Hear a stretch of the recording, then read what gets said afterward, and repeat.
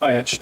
You mentioned earlier that it's a good test to face City. I just wondered to what extent you feel that an individual game like this one, if you perform the way you want the team to perform or win it, to what extent can an individual game kind of be a springboard or a landmark result to progress? Yeah, it can be. Not the result, the performance. Because like I said, if you go out there and you try and sort of be who we want to be and that actually gets you a good performance and it gets you a result as well, then that has to give you belief, because then you kind of leave that as your measure. You say, well, if we can do it against City when they're going for a title and they're at their best, if we can play our football and win, not just win, because you can win, like, you know, we could get a 1-0 tomorrow night and they could hit the crossbar 10 times and Vic can pull off 50 saves and think it's some sort of achievement.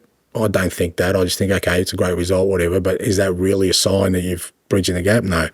So, you know, that's where the key component is that, you know, and it's not easy to do, but are you prepared to truly measure yourself? Because truly you measure yourself also means that there could be a negative outcome. You know, you find out that we're a hell of a long way off, and that's quite a scary prospect. But I've always gone into these things thinking, well, I'd rather know than not know. So for me, that's what it's about. If we can go out there tomorrow night, you look at what City's done in recent times against good opposition and really play well against them, you know, sort of really unsettle them, and then that gets us a win, then I think it is an important moment in our development. I would say, actually, you're up on that point. A lot of Spurs home wins in City have been kind of 1-0s, where they hit the crossbar sort of 10 times. You know, I tell you, there's not much you can really take from those.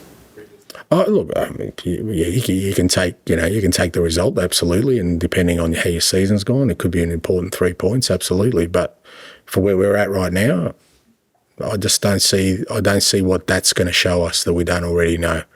Because particularly in football, you know, anybody can pretty much win on any day in the Premier League. Is that a sign of where you're at? I don't think that's always the case. Can I just ask you about Rodri? And he's probably doing City's mostly good players on the scene, unbeaten run at the moment.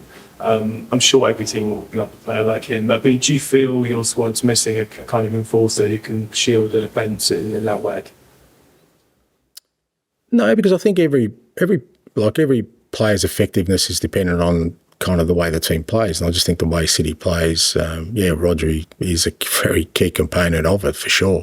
He's an outstanding player, and again, you know, he's grown into it. He's become more and more of an influence in you know, recent years, and you can see how important he is to them as a team. But I think that's, you know, some of that is just a function of, like I said, they've got a real settled way of playing. They've got a stability about them. They've got a real strong sort of winning mentality that's been there for quite a while. And in those kind of environments, people, I think, like Rodri,